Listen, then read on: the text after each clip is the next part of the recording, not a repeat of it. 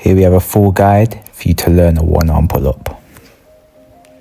First, you want to make sure we're strong enough. So you want to be able to pull about 75% of your body weight. So if you weigh 65 kg like me, that's about 50 kilos as you see in here. This is really important because we really don't want to get injured. And if you can't yet pull that much weight, you should start practicing. You can watch my pull-up video and slowly start getting stronger and increasing the weight until you're ready. Now first, we need to get our body used to holding our weight on one arm. So we're going to practice one arm dead hangs. You're likely to struggle at first trying this.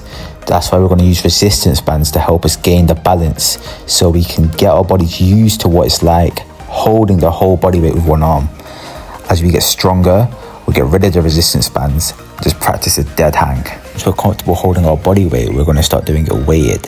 Now this will be quite challenging, however, build our stability so that we can hold and maneuver our body weight with one arm quite easily and comfortably.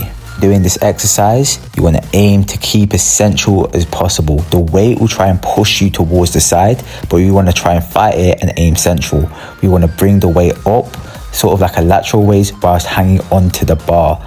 This will build our stability and we have to try and hold and keep as still and stable as possible. This will really help us get stable and will get your body used to holding a position with one arm. Next, we're going to practice the technique and develop the strength we need to complete the movement. We're going to do this by utilizing resistance bands. We're going to hold on them for extra support and stability, sort of similar to our dead hang. Now we're going to break down the technique required. So first, you need to start off by engaging your lats, and we're going to do this by leaning back, sort of using a natural curve in our back and creating almost like a banana shape in our back.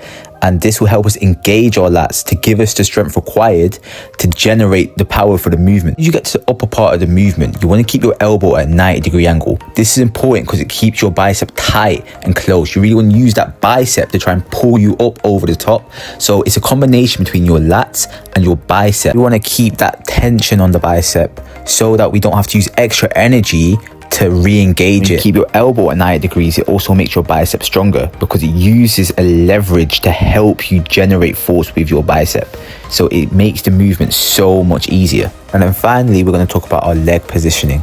Now this is quite important to gain a leverage and to preserve energy.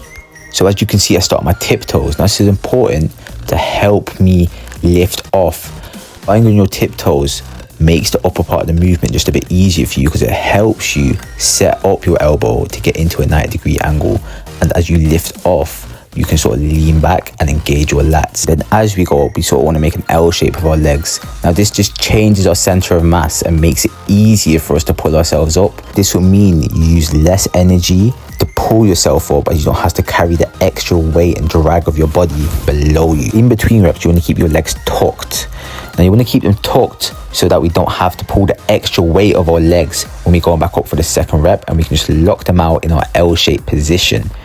With your bicep though, you want to get your bicep quite far down, almost until your arm and elbow is completely locked out. However, you want to keep some tension in the bicep so the bicep keeps its strength, giving you the lever to pull back up for the second rep. And the final exercise is weighted pull-ups. Now we want to keep doing weighted pull-ups because we want to keep building strength.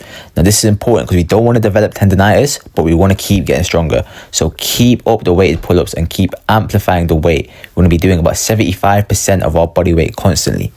And after this, we just have to keep practicing. Practice all the subroutines and all the exercises as well. Use resistance bands until you feel you're strong enough to try it without them.